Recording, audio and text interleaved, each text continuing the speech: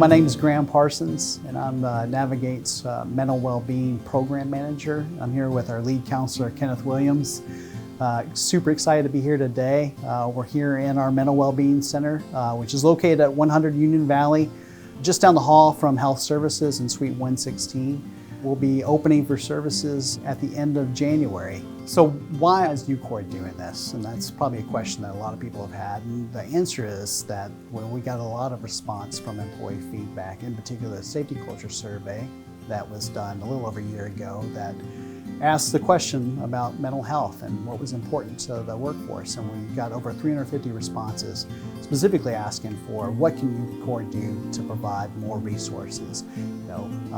And then that really aligned with what we were seeing in the industry. A lot of alarming statistics showing that our particular industry, the construction industry, having an overwhelming need for more mental health services. We're at risk for higher rates of suicide, higher rates of depression, anxiety, just mental health in general. And so that really culminated into us, going down this avenue and really searching and saying, what can UCOR do?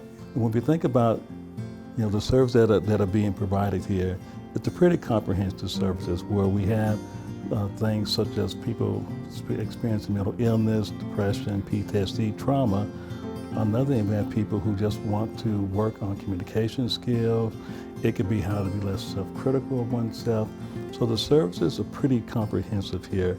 And when we think about mental well-being, it's on a continuum where we have the overall mental health, and over that you have mental well-being. And mental well-being is part of how do I cope with life, how do I build a life of sense of meaning, sense of purpose, a life I feel good about. Also a life of when things do happen to me, how do I deal with that? Like for myself, my mother died last year in November. So you think about how do I cope with that? How do I find a way to move forward with that? That's part of mental well-being. Deal with the adversities of life, dealing with what happens in life, figuring out how to build a good life for yourself where you feel good, where I can live my goals, I can be the kind of husband, the kind of worker I want to be, that helps me feel good about my life. And also if I have some depression or if I have some PTSD, how do I manage that? That's why we're here. That's what we're doing. And in the work context, it's also how can we have where people are safe in the work environment, how they deal with their co-workers, how they deal with life. One of our top priorities here at the Mental Wellbeing Center is to make sure that we've got confidentiality in place. We know that that's super important to build not only the trust for people to come and feel like they can safely come and use the service, but also because we know that that's a key part of any kind of confidential interaction with the counselor. So in the design of the Mental Wellbeing Center, we utilized an outside design firm to make sure that safety and security and confidentiality of the clinic was maintained. So we have soundproofing, sound barrier systems, and then also have a white noise system in place to make sure that that's provided every time with every conversation. Confidentiality is a must. And nothing is said outside of the counseling session, but four things that are actually required by the state of Tennessee to say.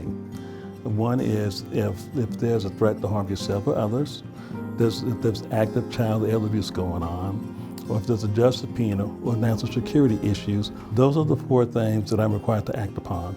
Mental Wellbeing Center will be open at the end of January. We'll be ready to do counseling services, coaching, referrals, all the above at that point. If you have questions, please reach out to us. You can talk to me or Kenneth at any time. We can be happy to share more information. You can call us at 865-535-8558.